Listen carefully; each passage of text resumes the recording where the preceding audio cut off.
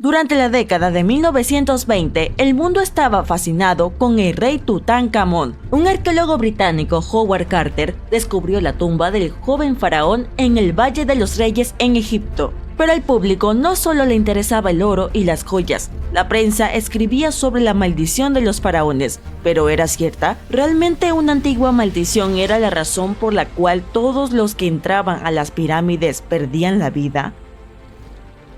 En ese momento, esa era la única explicación para una serie de muertes extrañas. El hombre presente en la apertura de la cámara mortuoria de Tutankamón, George Herbert, el quinto conde de Carnarvon, vivió solo 5 meses más después del descubrimiento. También había patrocinado la excavación. Luego entró en escena Sir Arthur Conan Doyle. Probablemente lo conozcas. Es el escritor inglés detrás de Sherlock Holmes.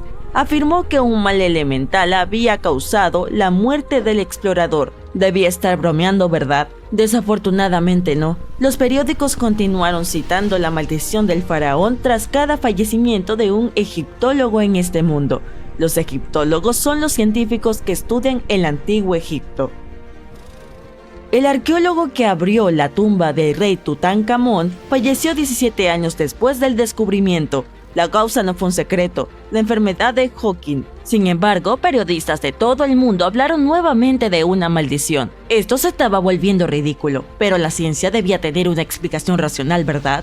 Bueno, la tenía, y esa explicación era un hongo común. Los hongos dañinos pueden sobrevivir durante siglos en tumbas selladas. Cuando los humanos los inhalan, hay un alto riesgo de infección en personas que tienen un sistema inmunitario debilitado. Hoy en día, los médicos creen que esto es lo que le ocurrió al desafortunado explorador hace más de un siglo. Los científicos ahora saben que este tipo de hongos crecen especialmente bien en los granos, y la tumba de Tutankamón estaba llena de ofrendas de grano crudo y pan. Los investigadores descubrieron otras variedades de hongos en las momias egipcias antiguas. Estos mohos pueden traer ciertas consecuencias desagradables para los humanos. El peligro de la descomposición de material orgánico es real. Solo mira dentro de tu refrigerador. Cualquier sobra de comida que tengas allí comienza a echarse a perder después de solo 3 o 4 días. Puedes imaginar lo que le pasa a la comida en una cámara sellada después de miles de años.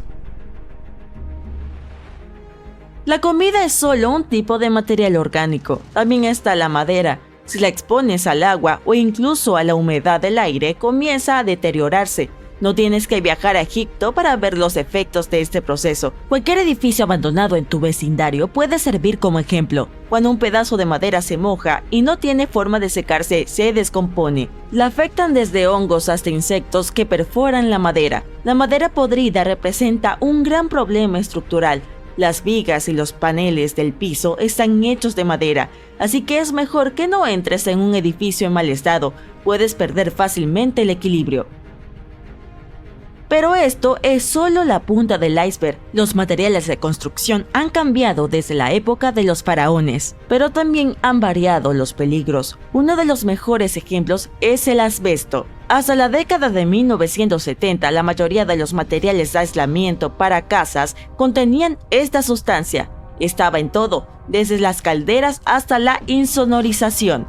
Esta microfibra proporcionaba un excelente aislamiento térmico, pero luego Estados Unidos prohibió el asbesto en 1989. El Reino Unido hizo lo mismo una década después. La razón es que el asbesto se convierte en un riesgo para la salud cuando se daña.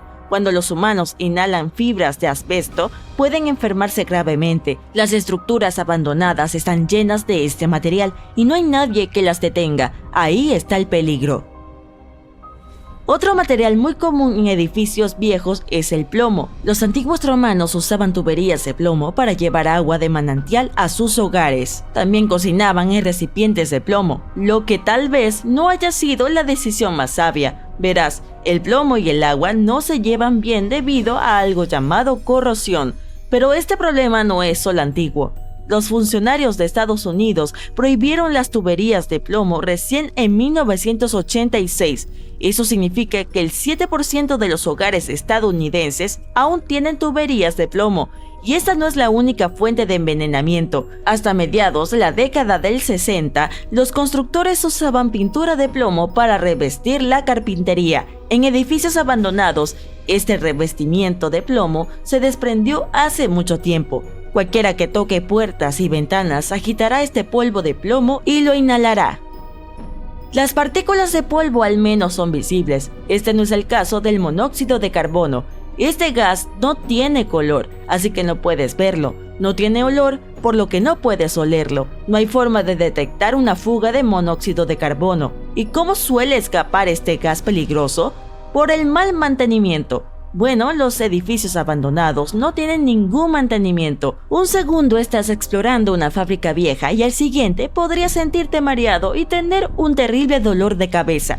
Estos son solo algunos de los síntomas de la intoxicación por monóxido, los menos graves. Pero, ¿cuál es la fuente? Todo lo que se necesita es que una vieja caldera finalmente ceda después de años de negligencia. Hemos llegado a una pregunta importante. ¿Cuál es el factor principal en la calidad del aire dentro de una habitación? Si estás pensando en el nivel de oxígeno, intenta nuevamente. Resulta que los niveles de oxígeno disminuyen solo un 0,3% en 8 horas dentro de una habitación hermética. Esta es una habitación en la que las puertas y ventanas están selladas con cinta, entonces la disminución es aún menor en condiciones normales. El oxígeno no es el problema principal. Los niveles de dióxido de carbono aumentan rápidamente dentro de una habitación sellada. Este es el resultado directo de la respiración humana, ya que inhalamos oxígeno y exhalamos CO2. Piénsalo como un gas residual. Normalmente solo es una pequeña porción del aire que respiramos, pero en una habitación sellada, los altos niveles de dióxido de carbono te harán sentir soñoliento. Y eso es lo último que necesitas cuando estás dentro de un edificio en ruinas. El dióxido de carbono disminuye tu capacidad para pensar con claridad. Investigadores de Harvard realizaron un interesante estudio en 2016. Hicieron que unos trabajadores de oficina acudieran durante 6 días seguidos para completar una prueba de resolución de problemas. Durante la semana, aumentaron gradualmente los niveles de dióxido de carbono en la oficina de simulación. Los resultados de la misma prueba empeoraban con el tiempo. Hay muchos factores en juego, pero los niveles de CO2 tuvieron un impacto en la capacidad de los trabajadores para resolver problemas. La prueba se realizó dentro de un ambiente de oficina típico, no dentro de un edificio en ruinas, donde los visitantes deben cuidar cada paso. Cuando digo visitantes me refiero a invasores, y la intrusión es un delito penal en muchos países. Esto se aplica tanto para la propiedad privada como la pública. Si desafías la ley, puedes ser multado con dinero o incluso ser encarcelado. Eso debería hacerte pensar 2 veces antes de saltar una valla con un letrero de no ingresar, pero nuevamente, puede que no seas el único allí. Nunca se sabe quién más podría estar en el edificio. ¿Tal vez una persona con malas intenciones? En realidad no tiene por qué ser una persona. Los animales también pueden representar una amenaza. Te asustaría si vieras una rata, por ejemplo, pero el pobre animal también estaría asustado. Podría morderte. La lista de enfermedades que las ratas transmiten es bastante larga, pero los dientes de los roedores pueden causar otras formas de daño. Crecen sin parar, por lo que el animal tiene que mordisquear algo constantemente para evitar que se desarrollen demasiado. Si alguna vez te has sentido con hambre a la 1 de la mañana, ya sabes a qué me refiero. Los cables eléctricos están en la lista de preferencias de los roedores y los edificios abandonados tienen muchos cables. El cableado viejo es peligroso por sí mismo. Las estructuras erigidas antes de 1984 solían tener cables hechos de aluminio. Hoy, el cobre es el estándar porque un cable de aluminio tiene 55 veces más probabilidades de incendiarse que uno de cobre. Activar un interruptor en un edificio en mal estado puede costarte la vida. Hay que estar alerta a las señales de que algo anda mal, luces que parpadean, chispas de las tomas de corriente u olor a humo. Y no cuentes con un cable a tierra para protegerte de una electrocución. Los cables de tierra se volvieron estándar recién en la década de 1960. Es de noche y estás a punto de entrar en la última morada del faraón Tutankamón. No llevas una antorcha, pero al menos has venido con una linterna. Bajas varios escalones y observas las paredes repletas de jeroglíficos. Hay un escrito que parece un conjuro. Quien se lleve algo de este lugar estará condenado de por vida. Aunque no te lo tomes muy en serio, un escalofrío recorre tu cuerpo. Encuentras una enorme puerta de piedra. ¿Será una trampa? Consigues abrirla, pero no, solo es una cámara vacía. Miras el mapa y parece que vas en la dirección correcta. Al cabo de unas horas, te das cuenta de que estás atrapado en un laberinto. Intentas volver sobre tus pasos, pero ya no encuentras la puerta por la que has venido. Ya está, piensas para tus adentros. Has caído en la trampa del faraón. Y lo peor es que no tienes nada para comer. Ok, todos hemos visto películas de Hollywood en las que el protagonista explora ruinas antiguas y se enfrenta a trampas muy peligrosas, ¿verdad? Nos han contado que la realeza egipcia protegía sus últimos lugares de descanso con escorpiones y serpientes venenosas, puertas que te atrapan de por vida y gigantescas rocas rodantes que aplastan a cualquiera que se cruce en su camino. La cuestión es, ¿existieron estas trampas en realidad? Bueno, lamento ser yo quien te lo diga, pero todo esto es ficción. Semejante tecnología era demasiado compleja para las civilizaciones antiguas. Eso no quiere decir, sin embargo, que no hubiera trampas en absoluto. Los egipcios y los mayas, por ejemplo, son famosos por haber construido monumentos enteros dedicados a los difuntos. Estas estructuras reflejaban la posición que ocupaba esa persona en la sociedad. Así, para quienes eran realmente importantes, los VIP de su época, se construían enormes monumentos que preservaban su cuerpo durante toda la eternidad. Algunas de estas civilizaciones creían que la vida continuaba en el más allá. Por ese motivo, se enterraba a las personas junto con muchas de las pertenencias que había tenido durante su vida. Si era alguien de mucho dinero y poder, entonces su tumba estaba llena de riquezas y oro. Ahora, imagina que vives en el antiguo Egipto. Sabes exactamente dónde se encuentra la tumba del faraón y has escuchado rumores sobre la cantidad de riquezas que se llevó con él a su última morada. Toda una tentación, ¿no es así? Estamos hablando de grandes habitaciones llenas del suelo al techo de artefactos dorados, joyas e incluso dinero. ¿Quién podría resistirse a husmear allí? Como no había guardias que custodiaran la entrada de las tumbas, los egipcios debieron ser creativos para proteger sus riquezas. Estas antiguas civilizaciones inventaron algunas trampas que eran bastante efectivas. Una muy común consistía en construir habitaciones vacías dentro del monumento para confundir a los ladrones. Veamos como ejemplo la última morada de Amenhotep III. Fue construida en la ciudad de Luxor, en un lugar también conocido como el Valle Occidental de los Reyes. Dos ingenieros franceses descubrieron la tumba entre 1905 y 1914. La estructura es enorme y tiene más de 10 cámaras, conectadas por largos pasillos y empinadas escaleras. La cámara del rey es la más oculta. Y si un intruso pretende encontrarla, pues antes tendrá que entrar a un montón de salas vacías. Otros faraones trataron de proteger sus riquezas colocando dentro de sus tumbas falsos suelos que ocultaban fosas de hasta 6 metros de profundidad. De este modo, un visitante desprevenido e indeseado podría terminar dentro de un profundo agujero. Además de estos suelos, los faraones mandaban a construir pasillos laberínticos y muros falsos. Gracias a estas trampas, los ladrones podían demorarse horas en encontrar la verdadera cámara del faraón. En cuanto a las fosas con serpientes venenosas, si había algún reptil en el interior de estos monumentos, probablemente haya entrado por su cuenta. Y lo más probable es que no permaneciera allí mucho tiempo. No hay forma de que las serpientes sobrevivan años y años sin comida dentro de estas fosas. Así que sí, solo es otra ficción de Hollywood. Y si estas trampas te parecen aburridas, los arqueólogos encontraron algo muy interesante en la última morada de la Reina Roja de Palenque, en México. Palenque fue una de las ciudades mayas más poderosas del México precolombino y se creía que la Reina Roja era la abuela del último rey maya, sin duda una persona de gran importancia para el imperio. En su honor se construyó un enorme monumento para guardar su cuerpo tras su muerte. El descubrimiento de la tumba en sí ya fue emocionante. Los arqueólogos lo encontraron al excavar en el lugar en 1994. Lo primero que vieron fue una habitación con una puerta oculta. Cuando la abrieron, descubrieron un largo pasillo. Finalmente, al final de este pasillo estaba la cámara de la reina. El equipo de arqueólogos estaba más que emocionado al desenterrar esta cámara con la momia de la propia reina aún en su interior. Estaba acompañada de perlas, joyas y costosas piedras. Pero a medida que el equipo exploraba los restos, se topó con algo bastante extraño. La habitación estaba llena de un polvo rojo. Los investigadores sabían que el color rojo era importante para el pueblo maya. Muchas de sus ropas y sus edificios estaban decorados con este tono, pero no entendían por qué la reina estaba enterrada con esta sustancia roja desconocida. Después de llevarse una muestra para analizarla, descubrieron que el polvo rojo era cinabrio, un mineral muy peligroso. Este polvo, cuando se inhala, puede causar graves daños a la salud. El equipo llegó a la conclusión de que solo podía tratarse de una trampa para quien intentara llevarse las riquezas de la reina.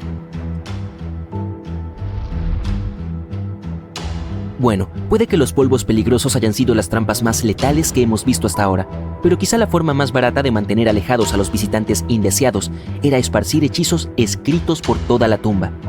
Tal vez hoy en día nos causen gracia, pero en aquella época eran más o menos eficaces. Por lo general, los hechizos le aseguraban a quien se llevara algo del lugar que correría una suerte trágica. Algunos conjuros profetizaban que los ladrones perderían sus casas en grandes incendios o en terribles inundaciones. Otros maldecían a los intrusos con problemas de salud incurables y terroríficos. Pero, por desgracia, nada detenía a los saqueadores de tumbas. Algunos aseguraban que estos hechizos tenían un efecto real. Un caso famoso fue el del egiptólogo británico Howard Carter, responsable de desenterrar el lugar de descanso del faraón Tutankamón en la década de 1920. Luego de meses de excavaciones infructuosas, Carter descubrió la existencia de la tumba por casualidad. Encontró la entrada a una escalera justo debajo del suelo donde había estado trabajando todos esos meses. Con la ayuda de un equipo, despejó los montones de arena que bloqueaban la escalera y descubrió una puerta. La puerta tenía tallados varios símbolos reales y Carter supo de inmediato que alguien muy importante estaba enterrado allí. Y de hecho, acertó. Con un cincel hizo un agujero en la esquina superior izquierda de la puerta e iluminó el interior con la ayuda de una vela. No podía creer lo que estaba viendo, el reflejo de varios objetos dorados y joyas que se agolpaban en la cámara ante él. Carter acababa de descubrir la última morada de Tutankamón, escondida durante casi 3000 años. Pero la historia no terminó aquí. Este descubrimiento vino acompañado de una serie de desafortunados acontecimientos que llevaron a muchos a pensar que los hechizos del faraón habían surtido efecto. El propio Carter falleció misteriosamente pocos años después, y algunos de sus ayudantes perdieron sus casas en inundaciones, tal como amenazaban los conjuros. Hay quienes dicen que se trata solo de una coincidencia, ya que no hay pruebas reales de que estas cosas estén conectadas. Bueno, ¿qué opinas? ¿Piensas que los hechizos del faraón son verdaderos? Estás caminando por la calle, ves una extraña tienda de antigüedades llamada Las Reliquias Eternas del Señor Genial. Te pica la curiosidad, así que entras. Miras todas las cosas raras que hay allí. De repente, un viejo pergamino doblado llama tu atención. Es un mapa del mundo, pero algo no cuadra. En lugar de mostrar los países como los conoces, tiene las ubicaciones de 4 míticas civilizaciones y mundos perdidos. El señor genial, el dueño de la tienda, se acerca a ti al darse cuenta de tu asombro. Este mapa no te ayudará a encontrar estos lugares ni nada por el estilo, pero puedo explicarte las leyendas detrás de ellos, si quieres. Te dice, permíteme comenzar con la Atlántida. Puede que lo conozcas como el reino submarino de Aquaman, pero Atlántida, la isla ficticia, fue presentada por primera vez en 2 de las obras de Platón. Según él, esta era una civilización altamente avanzada que existió unos 9000 años antes de su propio tiempo y su historia había sido transmitida por poetas, autores y otros. Escribió sobre Atlántida y sus ciudadanos para dar una lección moral y para enseñar sobre los peligros de la arrogancia, así como la eventual caída de aquellos que buscan demasiado poder. En sus diálogos, Platón afirmó que la Atlántida era un imperio grande y poderoso que era respetado en todas partes del mundo. Fue fundada por seres que eran mitad deidades y mitad humanos y se convirtió en una gran potencia naval después de un tiempo. Ser una isla llena de oro, plata y otros metales preciosos ciertamente ayudó a su causa. Pero además de eso, también era conocida por su impresionante arquitectura y tecnología de última generación, así como por sus innumerables animales salvajes, raros y exóticos. Los atlantes estaban orgullosos de sus grandes logros y la perfección de su civilización, pero su exceso de orgullo llevó a su caída. Creían que eran tan superiores que podían tomar el control de cualquier nación. Esto los llevó a realizar una serie de invasiones. Conquistaron muchas de las tierras del Mediterráneo, pero cuando llegó el momento de entrar en Atenas, los atenienses resistieron con una fuerza extraordinaria, por lo que los atlantes fueron finalmente derrotados. Platón afirmó que los dioses entonces se enfadaron con los atlantes debido a lo perversos, codiciosos e inmorales que se habían vuelto. por lo que los castigaron enviándoles terremotos que provocaron que la Atlántida se hundiera bajo el mar. Aunque los primeros registros escritos de la Atlántida fueron las obras de Platón, algunas personas todavía creían que su historia se basaba en la verdad e intentaron identificar la isla de la Atlántida en países reales. Algunas personas sugirieron que podría haber estado ubicada en el mar Mediterráneo cerca de la costa de España o Italia. Otros pensaban que podría haber estado ubicada en el Caribe, frente a la costa de América Central o del Sur, pero no había pruebas sólidas para respaldar ninguna de estas afirmaciones. Una teoría en particular parecía más plausible que las demás. Ubicada en el mar Egeo, la isla de Santorini era el hogar de una sociedad minoica altamente avanzada. Sin embargo, debido a una enorme erupción volcánica, fue destruida hace unos 3.600 años, lo que provocó la desaparición repentina de la civilización minoica. Y estas similitudes entre los atlantes ficticios y los minoicos históricos hicieron de Santorini un buen candidato para las especulaciones. Sin embargo, aún había grandes fallas en esta hipótesis. Por ejemplo, el tiempo en que Platón dijo que la Atlántida fue destruida no coincide con el momento de la erupción del Santorini. Por lo tanto, la Atlántida sigue siendo considerada como nada más que una leyenda popular en el mundo científico. Ahora movámonos hacia la dirección noreste del mapa, dice el señor Genial. Según la mitología celta bretona, una vez existió una magnífica ciudad llamada Ys, también conocida como Currals, que se elevaba sobre la bahía de Douarnenez en la región de Bretaña, en Francia. Era la ciudad más rica de todo el Atlántico. Era especialmente famosa por sus hermosos jardines y edificios, y todos sus ciudadanos vivían cómodamente y felices. Daoud, quien era la hija del rey Gratlón en las leyendas y literatura bretonas, tenía un profundo amor por el mar. Le rogó a su padre que construyera una ciudad al borde del mar, y así es como se estableció Ys. Poco sabía ella que sería la responsable de la destrucción del preciado regalo de su papá. Verás, como la ciudad estaba rodeada por el mar, necesitaba ser protegida por un dique equipado con compuertas, y estas solo podían abrirse en marea baja, y el único que tenía las llaves para abrirlas era el propio rey. Un día, un apuesto caballero rojo llegó a la ciudad, pero no pudo pasar las puertas. Daoud quedó tan cautivada por él que quería dejarlo entrar. Sabía que su padre era el guardián de la única llave de la ciudad, así que se escabulló a su habitación y se la robó. Luego se la dio al caballero rojo para que pudiera entrar en la ciudad y pudieran estar juntos. Sin embargo, resultó que el caballero rojo era el príncipe de la oscuridad y dejó intencionalmente la puerta abierta al mar embravecido.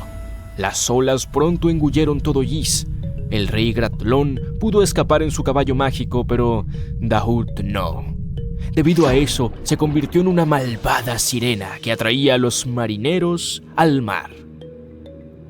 Hoy en día, si vas a Quimper, una ciudad en Bretaña al noroeste de Francia, puedes encontrar la estatua del rey Gratlón montando a caballo. Aunque la existencia de la ciudad de Ys es una leyenda, los lugareños de la costa de Bretaña creen que en los días en que las aguas están tranquilas, todavía se pueden escuchar las campanas de la ciudad sonando en lo profundo del mar, si escuchas con atención. El señor Genial señala el océano Índico en el mapa y dice: Ahora, ¿has oído hablar de Lemuria? Allá por mediados del siglo XIX, algunos científicos sugirieron que alguna vez existió un continente en el océano Índico, cerca del sur de lo que hoy es Sri Lanka. El primero en popularizar esta teoría fue el abogado y zoólogo británico Philip Lutley Sclater. En su artículo Los mamíferos de Madagascar, afirmó que encontró fósiles de lémures en India y no en África. Sin embargo, este descubrimiento fue extremadamente chocante para él, debido a que el hogar original de los lémures, Madagascar, está mucho más cerca del continente africano. Propuso que esto solo hubiera sido posible si algún continente más grande hubiese conectado los dos alguna vez. Afirmó que este debió haberse hundido eventualmente hasta el fondo del océano. Luego lo denominó Lemuria, y así nació la teoría.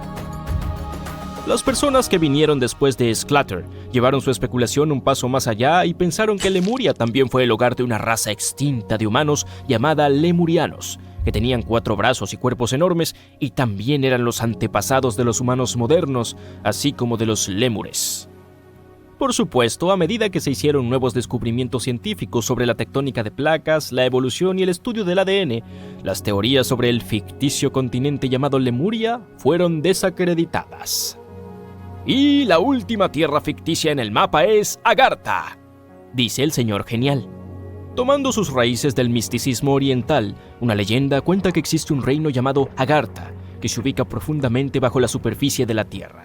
Es donde los 4 rincones del mundo están conectados por caminos y túneles. Se dice que hay una entrada secreta a Agartha escondida en el desierto de Gobi y fue construida por los propios agartanos, quienes utilizaron tecnología avanzada que no puede ser detectada por nosotros, los habitantes de la superficie. Y es que de acuerdo con algunas creencias, Agartha existe para contrarrestar las energías de quienes viven sobre la superficie. Mientras vivimos en un estado de prisa y emociones intensificadas, este mundo debajo de nosotros es totalmente opuesto. Algunos incluso dicen que aquellos que escaparon de la Atlántida huyeron aquí para continuar sus vidas dentro del núcleo de nuestro planeta. Y aún así, otros piensan que en realidad es una tierra que está llena de todo tipo de monstruos. Pero no hay necesidad de tener miedo, ya que la ciencia moderna ha demostrado que el núcleo de la Tierra no es realmente hueco, sino que es una bola de hierro caliente, sólida.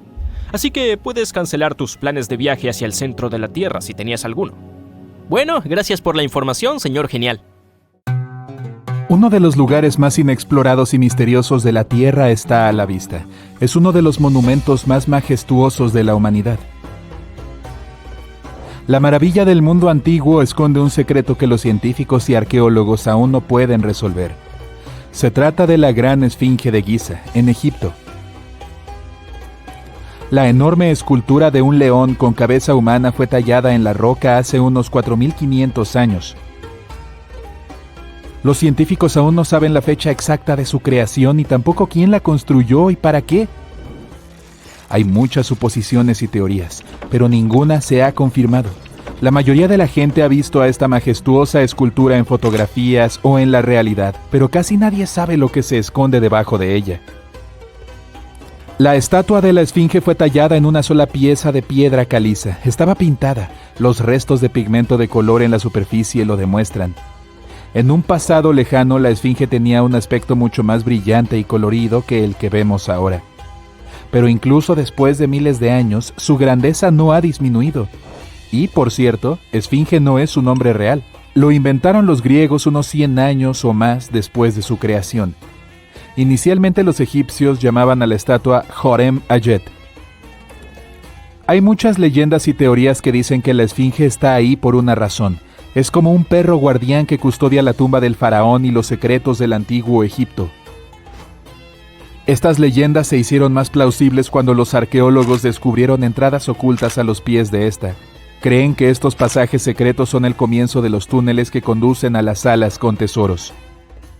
En Internet se pueden encontrar muchas historias que afirman que la Esfinge esconde el Salón de los Registros, un depósito lleno de conocimientos antiguos y secretos. Se supone que uno de los principales artefactos de este depósito son los registros del antiguo estado mítico de la Atlántida. Según las leyendas, toda la biblioteca de esta ciudad fue trasladada bajo la Esfinge. La entrada a esta biblioteca debe estar situada junto a la pata derecha. Muchos arqueólogos intentaron encontrar esta entrada, pero se quedaron con las manos vacías. Además, hay muchas imágenes con diagramas detallados de la ciudad subterránea que consiste en una red de túneles y cámaras bajo la Esfinge. Alguien dice que hay estructuras tan altas como edificios de 12 pisos que se esconden bajo tierra. Pero no hay pruebas de ello. Los arqueólogos, incluso después de milenios, siguen explorando la misteriosa escultura. Al mismo tiempo, muchos egipcios no quieren saber más sobre la Esfinge. Les aterra la idea de despertar algo sobrenatural. En 1998, los científicos descubrieron túneles que conducían a cuevas vacías bajo la Esfinge. Encontraron evidencia de excavaciones anteriores ahí. Es muy posible que alguien lograra encontrar los tesoros y se los llevara. Algunas personas creen que los egipcios hallaron algún tipo de artefacto bajo la Esfinge que tiene el poder de tecnologías avanzadas desconocidas. Es tan poderoso que puede cambiar el curso de la historia. Por supuesto, la mayoría de las teorías son solo cuentos de hadas de los fanáticos de la conspiración, pero es un hecho confirmado que la Esfinge esconde un sistema de cuevas y habitaciones. Hay tantos rumores en torno a ella que es imposible entender qué es verdad y qué es falso. En cualquier caso, es difícil y peligroso estudiar la escultura porque las excavaciones activas pueden destruirla. Entonces la entrada a las salas subterráneas puede quedar bloqueada por las rocas y perderse para siempre. Además, para seguir explorando se necesita mucho dinero y la financiación no siempre es fácil de encontrar. La razón principal es demasiado arriesgado. No hay garantía de que la gente pueda salir de los laberintos subterráneos. Por estas razones, los científicos y arqueólogos llevan mucho tiempo explorando esta majestuosa estructura. Otro famoso monumento arquitectónico con un secreto es el Monte Rushmore en Dakota del Sur. Todo el mundo admira las imágenes de los rostros de los presidentes de Estados Unidos, talladas en la roca, pero pocos saben que hay una sala secreta escondida detrás de la cabeza de Abraham Lincoln. El arquitecto del Monte Rushmore quería tallar en la roca placas con el registro de las principales etapas de la historia del país, pero su plan era demasiado complicado de llevar a cabo. Entonces le ofrecieron hacerlo a una escala mucho menor, construir una sala secreta dentro de la montaña. La idea era guardar estos conocimientos para que las generaciones futuras recordaran siempre la historia de su país. Por desgracia, el arquitecto no tuvo tiempo de terminar su obra. La construcción se detuvo durante varias décadas. Pero a finales de los 90 el proyecto se reanudó. Se colocaron en la sala paneles de esmalte de porcelana que representan la historia de los Estados Unidos. Es posible que éstas se guarden ahí para siempre, pero la gente no puede verlas, al menos por ahora. La sala es inaccesible para los turistas ya que es muy difícil entrar en ella. Otro cuarto secreto se encuentra en el Empire State Building. Más concretamente, ni siquiera es una habitación, sino un lugar en el que se pueden tomar fotos geniales. Casi todos los turistas se reúnen en la plataforma de observación del piso 86 para disfrutar de una impresionante vista de Manhattan, pero hay otra cubierta con ventanas panorámicas en la planta 102. Ahí hay mucha menos gente porque casi nadie conoce ese lugar. Afortunadamente, el acceso a esta cubierta está abierto a todo el mundo. Seguramente no tendrás que esperar mucho tiempo en la fila para sacarte una foto. Te sentirás especial por estar en un lugar tan secreto donde casi no hay gente, pero el sitio más genial está aún más arriba, en la planta 103. Se trata de una amplia plataforma de observación donde los famosos se toman fotos. No es un lugar público, pero si conoces a la gente adecuada, puedes llegar hasta ahí. Casi no hay medidas de seguridad en el lugar, solo una plataforma baja entre tú y un abismo. Por eso se prohíbe la entrada de multitudes. No es tan fácil llegar ahí, y es poco probable que lo consigas sin un guía. En primer lugar, tienes que elegir el ascensor correcto que te llevará hasta ahí. Después atravesarás varias salas de ingeniería llenas de tuberías, paneles eléctricos y otros elementos técnicos. La parte final de tu camino es un conjunto de escaleras dentro de un pequeño pasillo.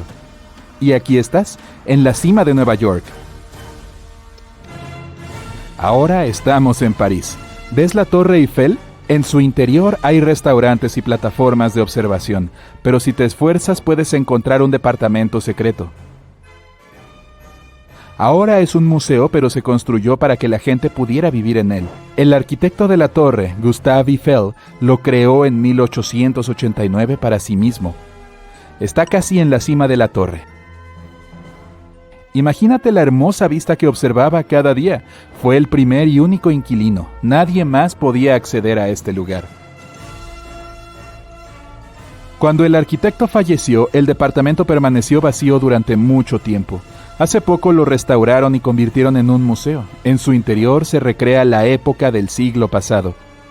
Incluso han colocado en la sala figuras de cera de Gustave Eiffel, su hija y el inventor estadounidense Thomas Edison. Este lugar está lleno de un flujo interminable de pasajeros, oficinistas que llegan tarde, visitantes de otras ciudades, ruidos, silbidos de trenes. En la terminal Grand Central de Nueva York, entre todos estos sonidos se puede escuchar una pelota golpeando una raqueta, si se está en el lugar adecuado. En el interior de esta se esconde una auténtica cancha de tenis. Pertenece a un club que organiza partidos corporativos para los empleados de muchas empresas. Se inauguró en los años 60. Ahora nos trasladamos a Londres, a Charing Cross Road. No es fácil encontrar un lugar secreto aquí. Para eso necesitas mirar minuciosamente a tus pies. ¿Ves estas rejillas de alcantarillado en el asfalto? Dentro de ellas puedes notar 2 señales con el nombre de Little Compton Street. ¿Sí? ¿Hay otra calle justo debajo de ti? Desapareció de todos los mapas a finales del siglo XIX. Charing Cross Road se construyó sobre ella. Las señales de identificación que ves son parte de los antiguos túneles de ingeniería. Hay otro lugar interesante en Londres. Está situado en la esquina sureste de Trafalgar Square. A primera vista parece una gruesa farola, pero hay muchos turistas paseando. Te acercas y te das cuenta de que una persona puede caber fácilmente dentro del poste. La farola no pertenece a un electricista, sino a un policía. Sí, es la comisaría más pequeña del mundo. Se construyó en los años 30 y se utilizó como puesto de vigilancia. Los agentes tenían que sentarse ahí de uno en uno y vigilar Trafalgar Square, que siempre atraía a muchos carteristas y todo tipo de criminales.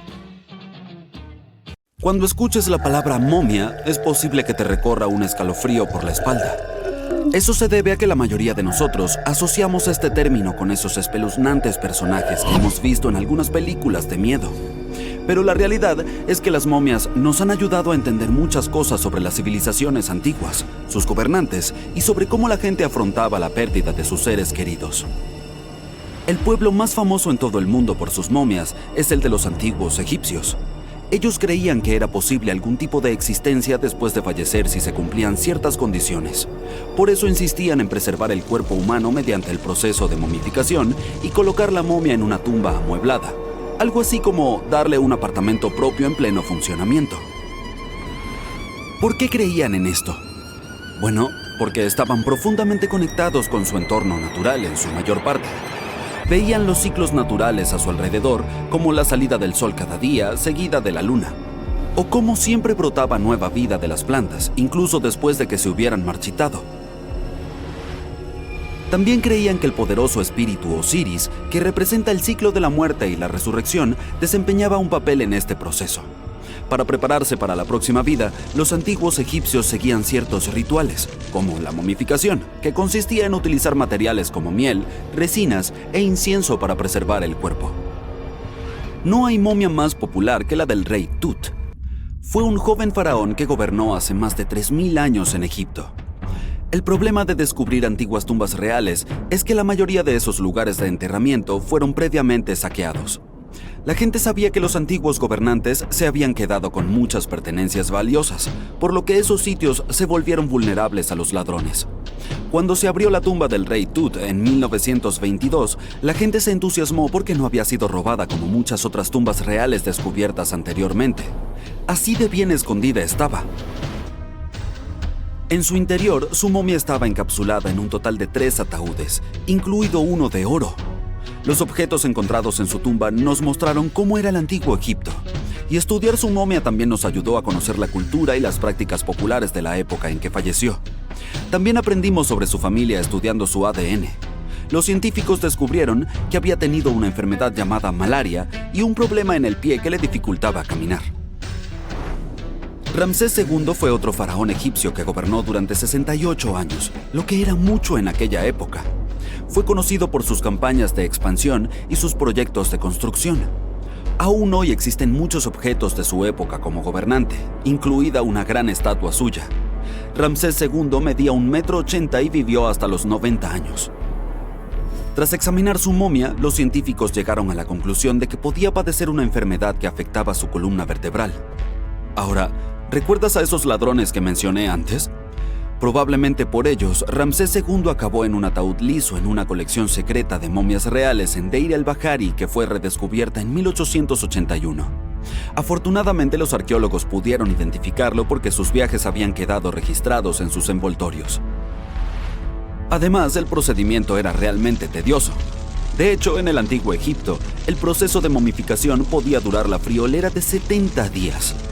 Una persona especial pronunciaba un discurso muy específico mientras manipulaba delicadamente el cuerpo y lo secaba utilizando un tipo de sal llamada natrón.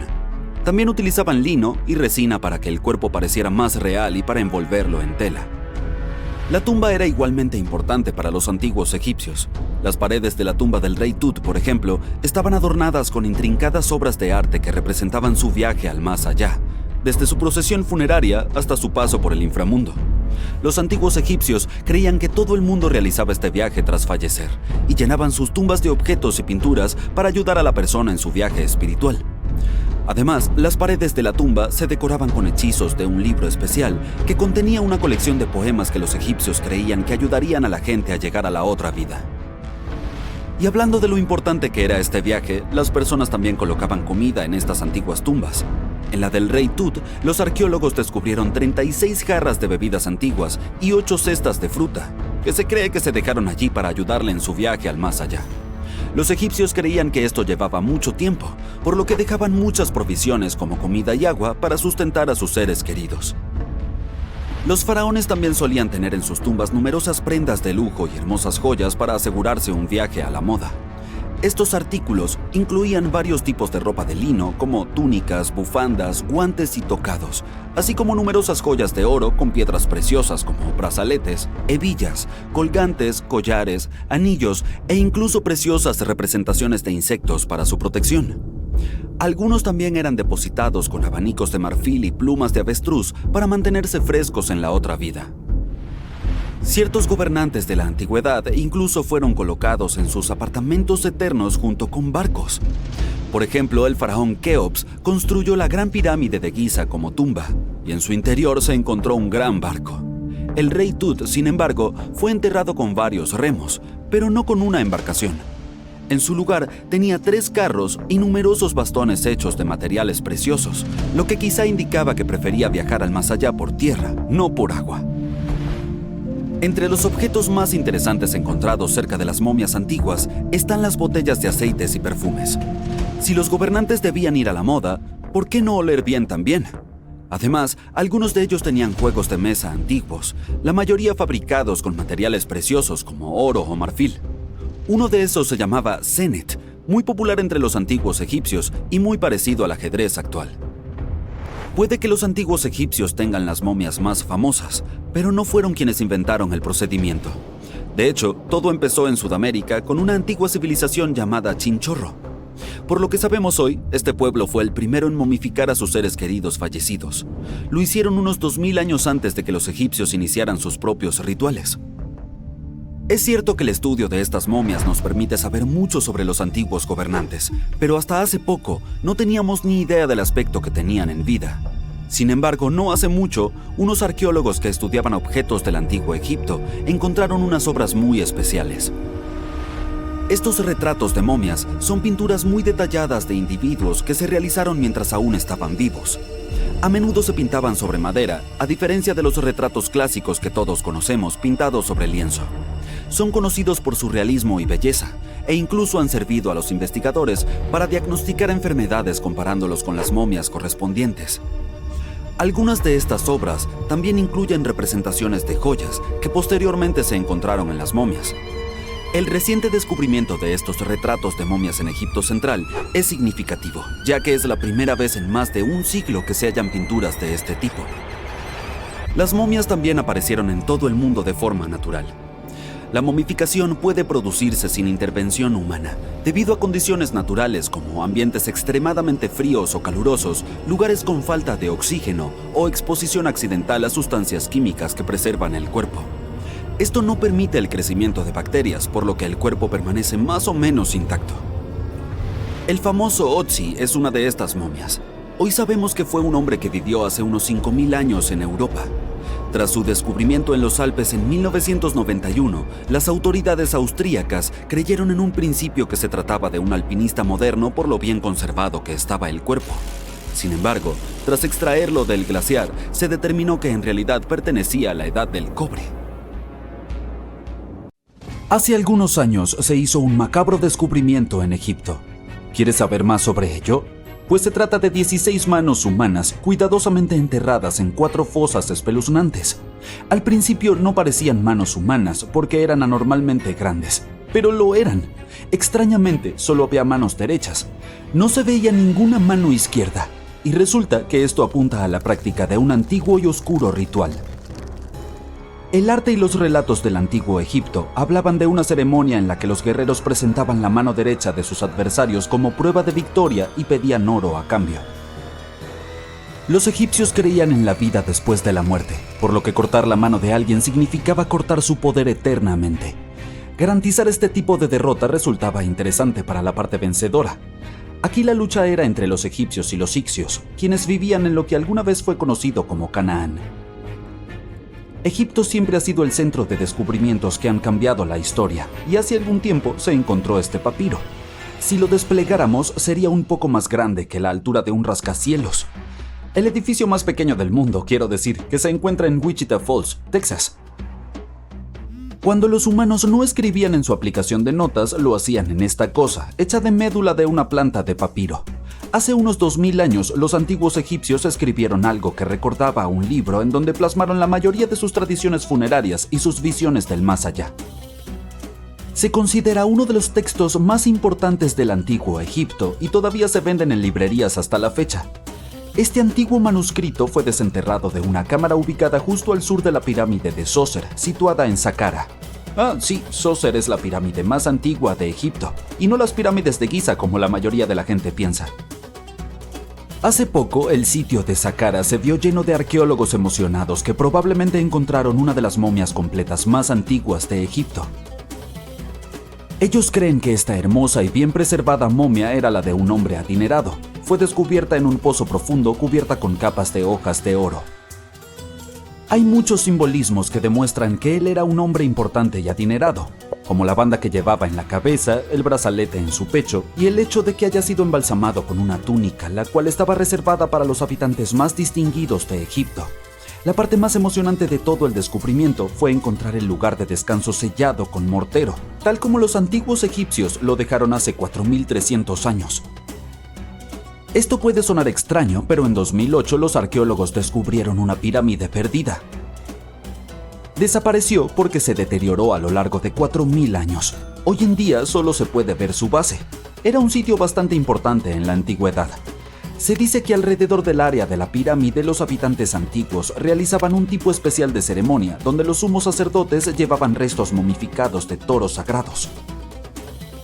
Aquí tienes un dato curioso. Los antiguos egipcios creían que los toros apis eran encarnaciones terrenales de la deidad de la ciudad de Menfis y estaban relacionados con los ritos de fertilidad. Sin embargo, no era cualquier toro apis.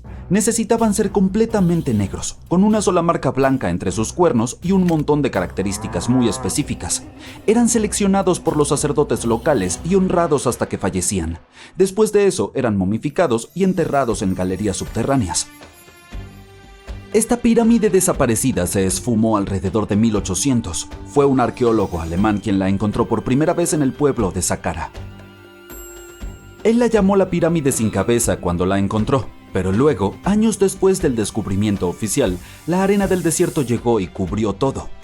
Hubo algunas excavaciones entre los siglos XIX y XX, pero no fueron muy sistemáticas. Por eso los científicos estaban tan emocionados cuando excavaron la base completa de una pirámide después de remover los 8 metros de arena que la cubrían. Y resulta que arqueólogos estadounidenses están excavando un cementerio en Egipto que podría contener más de 1 millón de cuerpos momificados. Hasta ahora los arqueólogos han desenterrado alrededor de 1700 momias. Una de las principales diferencias con otras momias egipcias clásicas es que estas personas no eran reyes ni faraones. Eran gente común que probablemente vivió hace unos 1500 años, cuando Egipto estaba controlado por los imperios romano y bizantino. El nombre del cementerio es genial, Camino del Búfalo de Agua, por si quieres visitarlo en tu próximo viaje. Aparte de toros y búfalos, a los antiguos egipcios también les gustaban los babuinos. Estás viendo un patrón aquí. Y a principios del siglo XX, los arqueólogos descubrieron un sitio lleno de babuinos momificados en un lugar llamado Valle de los Monos.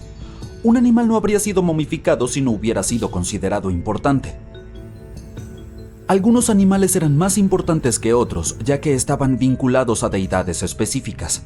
Los chacales estaban conectados con Anubis, el antiguo dios del más allá, y los gatos eran asociados con la diosa Bastet.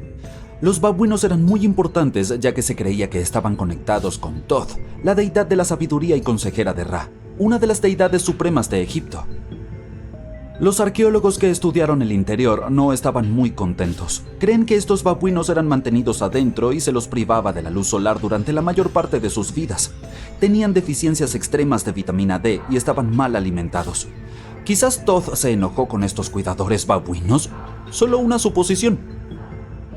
Dado que nunca hay un día aburrido para los arqueólogos en Egipto, también encontraron momias humanas con lenguas de oro. Como los egipcios se preocupaban mucho por el más allá, creían que las lenguas de oro podrían ayudar a una persona a hablar una vez que pasara al otro lado. Es decir, es una apuesta arriesgada, pero ¿por qué no? Algunas de estas momias fueron colocadas en ataúdes de madera con objetos como collares, cerámica, artefactos dorados en forma de flores de loto y escarabajos, y sus iPhones. Oye, solo bromeo. Recientemente se desenterró un nuevo templo en Egipto. Los científicos creen que fue erigido en honor a Zeus Casio. Esta deidad sería la mezcla entre Zeus, la todopoderosa deidad griega del cielo, y el monte Casios.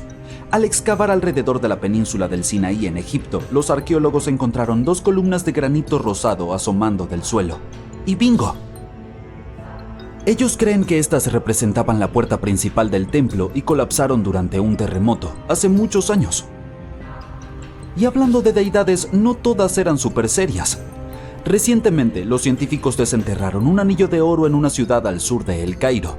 Y no, Frodo, no es mágico. Era un anillo de oro normal, pero tenía la representación de la deidad de la diversión, oficialmente llamada Bes. Esta deidad a menudo es descrita en los textos sagrados como un enano regordete y feliz. Hoy en día, muchos de los tatuajes que nos hacemos carecen de cualquier sentido y se realizan solo con fines estéticos. Sin embargo, en el antiguo Egipto, las mujeres se tatuaban como un símbolo de protección para el parto. Eso es lo que piensan los científicos, al menos. Alrededor de la región del Nilo, los científicos encontraron algunas momias que tenían tatuajes bien conservados, lo cual es una rareza ya que la piel se deteriora con mucha facilidad. 2 de estas mujeres tenían tatuajes en la parte baja de la espalda y los dibujos eran simples. Había principalmente imágenes, incluyendo ese mismo enano regordete del que acabamos de hablar. ¿Ves? También tenía un trabajo extra como protector de las mujeres durante el parto. ¿Me creerías si te dijera que los antiguos egipcios inventaron robots? ¿No? Bueno, eso es porque eso no es del todo cierto. Claro, fueron astrónomos, matemáticos e ingenieros, y de alguna manera también lograron incluir una invención excéntrica en ese paquete, una deidad automatizada que algunos científicos llaman Hathor. Esta estatua de madera había estado en el Museo Metropolitano de Arte durante años antes de que alguien notara su secreto. Con la ayuda de una máquina de rayos X, los especialistas descubrieron un sistema operativo mecánico en su interior. El eje, similar a una polea, va desde el hombro de la estatua hasta su pierna izquierda. Cuando el sistema rota, la estatua sube y baja la mano. ¡Hola! ¡Elígeme! ¡Elígeme! ¡Tengo la mano levantada! ¡Aquí! Si alguien logra inventar el viaje en el tiempo y decides moverte al pasado, no reconocerás muchas de las cosas que conoces y amas hoy. La Estatua de la Libertad y las pirámides de Egipto, algunos aparatos básicos como el control remoto y tu laptop, e incluso el maíz que comes en el almuerzo han cambiado hasta ser irreconocibles. Cuando las pirámides fueron construidas originalmente en el antiguo Egipto, en Giza y otros lugares, no tenían ese color marrón arenoso. Todas estaban cubiertas con piedra caliza blanca. Si las hubieras visto bajo el ardiente sol africano, habrías tenido que apartar la vista. Así de lisas y brillantes eran. Los constructores utilizaron alrededor de 6 millones de toneladas de este material solo para la Gran Pirámide de Giza. Es la más grande que aún puedes ver en tu viaje a Egipto. Las normas de construcción eran bastante ahorrativas y se reutilizaban algunas de las piedras de revestimiento para otros proyectos de construcción. Un terremoto muy potente ocurrido en el siglo XIV también desprendió algunas de las piedras, así que no verás mucha piedra caliza, pero aún queda algo en la parte superior de la pirámide de Kefren en Giza. Parece que tiene un segundo pico encima del primero. En tiempos antiguos, todas las pirámides solían tener unas cúspides llamadas piramidiones, cubiertas con una mezcla de oro y plata. La mayoría se han perdido a lo largo de los siglos, pero aún puedes ver algunos en los museos. Muestran imágenes de deidades egipcias. Las pirámides probablemente fueron moldeadas a partir de una piedra sagrada puntiaguda, el benben, que representaba los rayos del sol. Pero levantar piedras pesadas no era tan simple sin la tecnología que tenemos hoy. Supongo que estarás de acuerdo conmigo si alguna vez ayudaste a tus amigos a mudarse y te hicieron cargar el sofá. Pero esos astutos egipcios del pasado pensaron en eso y eligieron la forma de pirámide, ya que permite que el peso se distribuya uniformemente en toda la estructura. La Estatua de la Libertad también ha tenido una gran renovación desde que fue inaugurada en 1886. Lo creas o no, era de un color marrón brillante, tal como una moneda.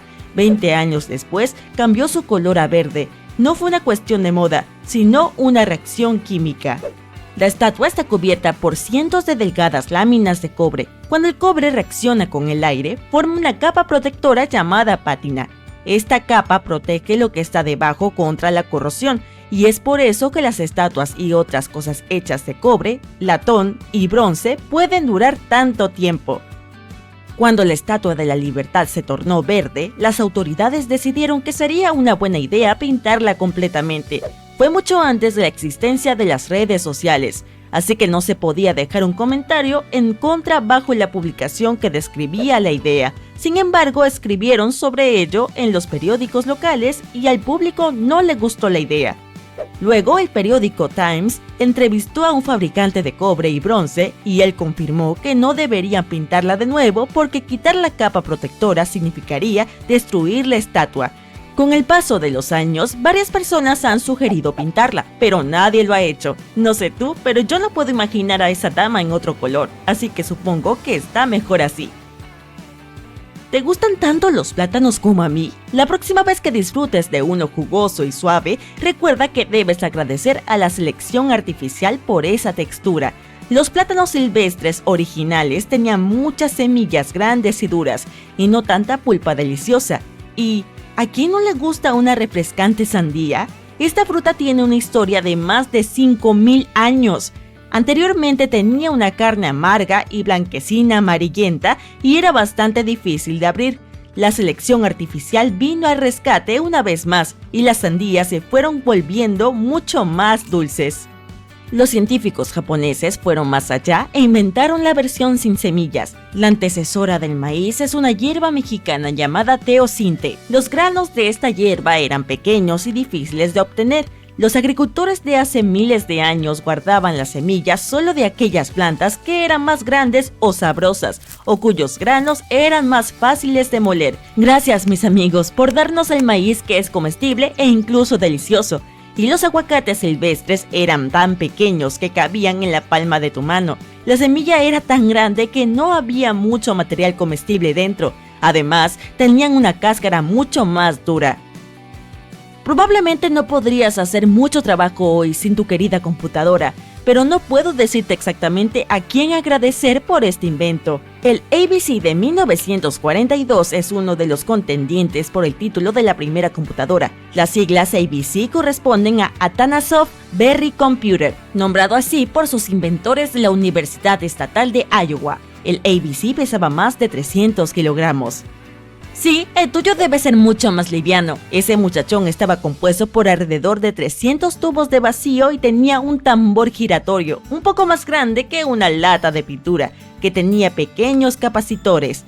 Un capacitor es un dispositivo que puede almacenar carga eléctrica, como una batería. El ABC podía resolver problemas con hasta 29 variables diferentes para ayudar a los científicos a ahorrar algo de tiempo. Al igual que las computadoras modernas, utilizaba dígitos binarios, unos y ceros, para representar todos los números y datos.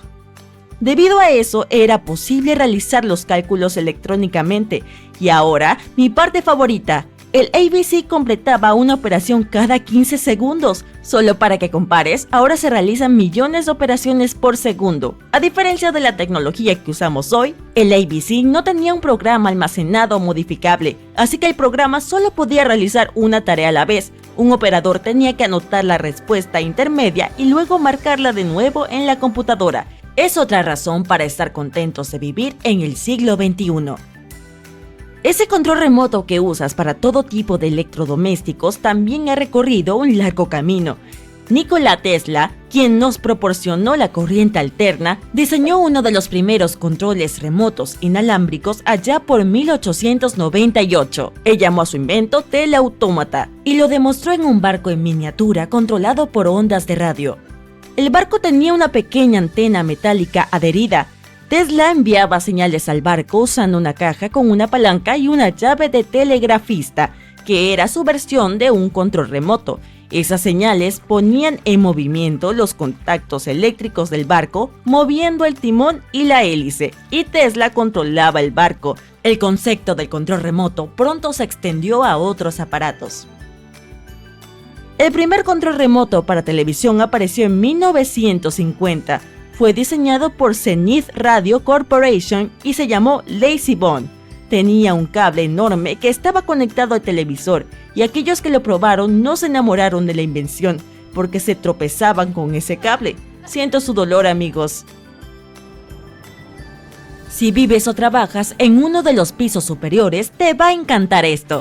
Te presento el primer ascensor de pasajeros. Se desplazaba a una velocidad de 12 metros por minuto. No es el más rápido, lo sé, comparado con el récord de hoy, que es de 12 metros por segundo, pero fue construido en 1857 en Nueva York y era más una atracción turística que una necesidad. El ascensor tenía un motor de vapor oculto en el sótano de un edificio de 5 pisos. 3 años después lo cerraron porque al público no le gustó.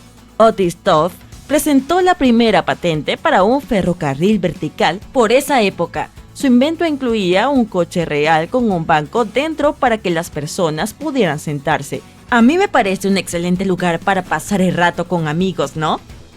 Luego comenzaron a instalar ascensores en hoteles lujosos alrededor del mundo. Eran espacios enteros con un diseño opulento, asientos tapizados y espejos en las paredes, y a veces incluso un pequeño candelabro. Siempre había un operador encargado de cerrar la puerta y el ascensor iniciaba su viaje de manera muy lenta. Todavía se trataba más de estilo que de velocidad, así que supongo que yo elegiría las escaleras.